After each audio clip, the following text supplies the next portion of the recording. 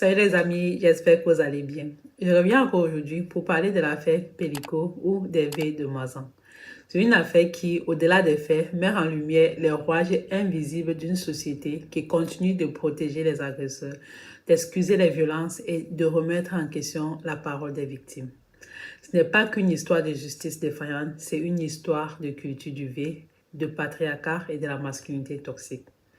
Alors aujourd'hui, je vais vous expliquer pourquoi ce procès est le reflet d'un problème beaucoup plus grand, celui d'une société où les victimes de violences sexuelles doivent toujours se battre pour être crues. Life is a winding road, no telling where it goes. Alors les amis, je ne vais pas revenir sur les faits puisque voilà, j'ai déjà eu à faire une vidéo là-dessus. D'ailleurs, je vous la remets en i, là-haut ou en bas d'information. En fait, malgré qu'il y ait des preuves tangibles et accablantes concernant cette affaire, le procès a quand même pris une tournure différente. C'est-à-dire que, au lieu de se concentrer sur la culpabilité de l'accusé, c'est la crédibilité de la victime qui est mise en question. Pourquoi? Parce qu'on vit dans une société où la parole des femmes, surtout en matière de violence sexuelle, est constamment remise en cause. Du coup, les amis, ce que montre cette affaire, c'est une mécanique que je veux ça comment bien rodée, que j'appelle la culture du V. C'est en fait cette normalisation de comportement qui excuse ou minimise les violences sexuelles tout en pointant du doigt les victimes. Et dans cette affaire, on l'a vu à chaque étape. D'abord, avec la remise en question de la victime, c'est-à-dire qu'on a questionné sa crédibilité, on a mis en doute son passé, son comportement, son apparence. Et ce sont là des méthodes malheureusement classiques dans le procès de V. Un des avocats lui a demandé « Madame Pellico, ces photos ne montrent-elles pas que vous auriez eu des comportements exhibitionnistes que vous n'assumez pas ?» Un autre avocat a crié « Et si Monsieur Pellico vous avait menti pendant 50 ans, alors que vous étiez toujours avec lui sans rien savoir, peut-on imaginer que nos clients aussi ont été manipulés par Monsieur Pellico et qu'on leur a menti ?» L'avocat de la défense, à l'origine de la diffusion des photos, a justifié cet acte. Selon elle, si l'accusé a reçu certaines de ces photos avant de venir chez les Pellico, il aurait pu légitimement penser que Gisèle Pellico était consentante, qu'elle aimait les jeux sexuels, qu'elle était libertine. À la barre, Gisèle Pellico a catégoriquement affirmé n'avoir aucun souvenir de ces photos. Mais pourquoi tant de scepticisme face à des preuves concrètes? Pourquoi les victimes sont-elles souvent celles qui doivent se défendre? C'est précisément ce que demande cette culture du V, c'est-à-dire un système qui favorise l'agresseur et qui met sur les épaules le poids de la victime autant pour moi le poids de la culpabilité. Les amis, parlons à présent de la masculinité toxique. Cet idéal de virilité qui encourage certains hommes à considérer que leurs désirs et leurs droits passent avant tout, y compris avant le consentement des autres.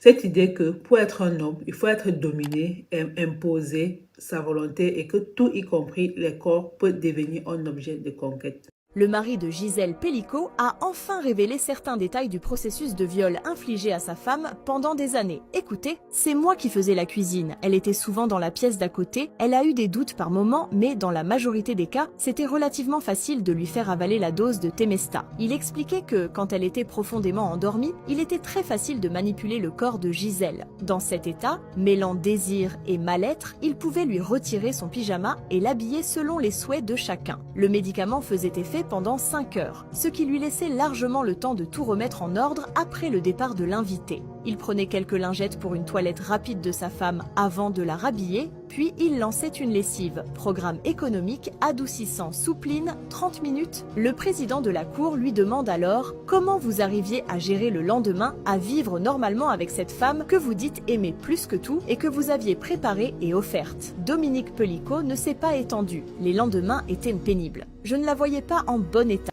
Dans l'affaire Pellico, le comportement de l'accusé est représentatif de cette mentalité. Mais le pire, les amis, c'est que ce n'est pas seulement l'accusé qui incarne cette toxicité, c'est tout un système autour de lui qui la renforce.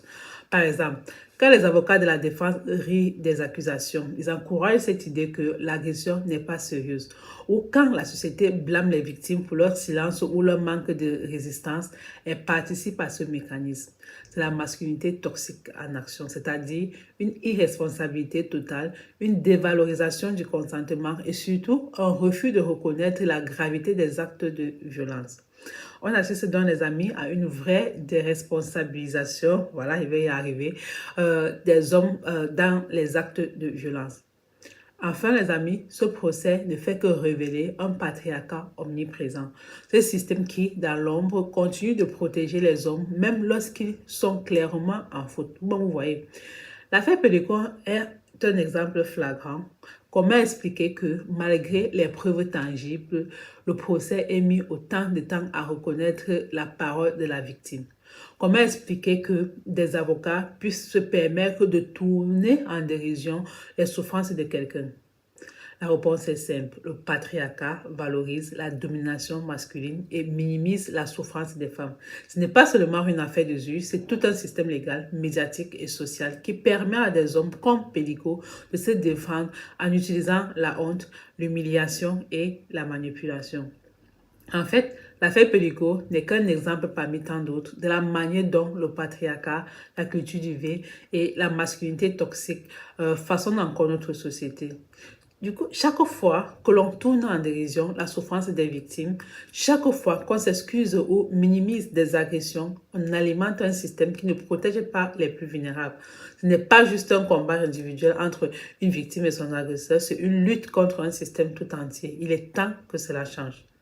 Les procès comme celui-ci doivent ouvrir les yeux sur les injustices et les biais profondément enracinés de nos institutions.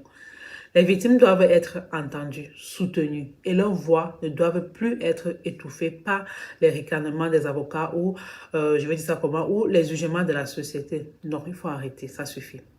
Oui, nous avons le pouvoir de changer les choses, de dénoncer cette dynamique et surtout de croire les victimes. Parce que si on ne remet pas en cause ces comportements, si on ne remet pas en question cette culture, alors on laisse ce système toxique perdurer.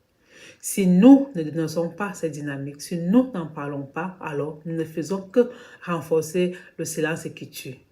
Alors, continuons à en parler, continuons à dénoncer et surtout, croyons les victimes. C'est très important, les amis. Merci de m'avoir suivi et surtout, n'oubliez pas de parler, de dénoncer. C'est déjà un pas vers le changement. Et ensemble, on peut faire en sorte que les victimes ne se sentent plus seules face à ce système. À très vite pour une nouvelle vidéo. Prenez soin de vous et surtout, prenez soin de votre santé mentale. Bye bye.